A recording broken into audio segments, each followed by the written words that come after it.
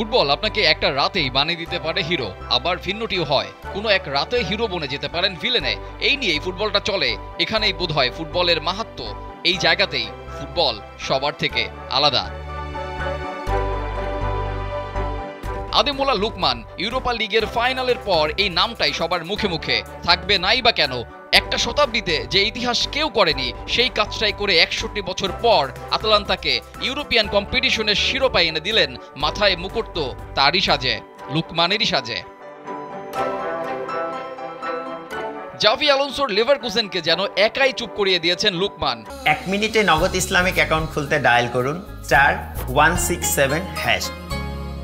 আতালান্তার ৩টা গোলের ৩টাই করেছেন এই আফ্রিকান, যেখানে বেশ কয়েকটা একক রেকর্ডও হয়ে গেল তার। এই হ্যাট্রিকে একমাত্র আফ্রিকান ফুটবলার হিসেবে কোনো ইউরোপিয়ান ফাইনালে হ্যাট্রিকের রেকর্ডটা এখন শুধু লুকমানের। ইউরোপা লিগের ফাইনালের মঞ্চে এটাই প্রথম হ্যাট্রিক। শুধু তাই নয়, এটাই লুকমানের ক্যারিয়ারের প্রথম হ্যাট্রিক এবং এভারটনে ৩ বছরে লুকমানের গোল সংখ্যার চেয়ে বেশি এই এক রাতের ৩টা গোল। এর আগেও ইউরোপের বিভিন্ন কম্পিটিশনের ফাইনালে হ্যাট্রিক হয়েছে, তবে সেটা এই শতাব্দীতে নয়। আজ থেকে ৫০ বছর আগে কোনো ফাইনালে হ্যাট্রিকের দেখা পেয়েছিলেন গ্লাডবাখের হেঙ্কেস ১৯৬৮-৬৯ সিজনে, মিলানের প্রাতি ১৯৬৫-৬৬ মৌসুমে বার্সেলোনার পুয়োল। এছাড়া ইউরোপিয়ান ফুটবলের ফাইনালে ২ বার ৩-এর অধিক গোল করার রেকর্ড আছে রিয়াল মাদ্রিদের বিখ্যাত ফুটবলার ফেরেঙ্ক পুস্কাসের।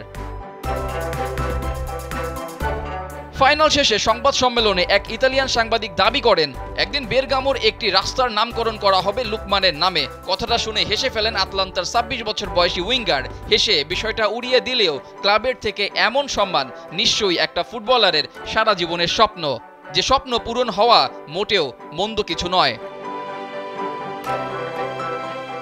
এমন ম্যাচের পর কে আর চুপ করে বসে থাকে? বলটাকে নিজের হাতে রেখেই মা বাবার সাথে উদযাপন করেছেন লুকমান। নিজের পরিবারকে গ্যালারিতে সাক্ষী রেখে আতালান্তার ১১৬ বছরের ক্লাব ইতিহাসে দ্বিতীয় ট্রফি এনে দিয়েছেন।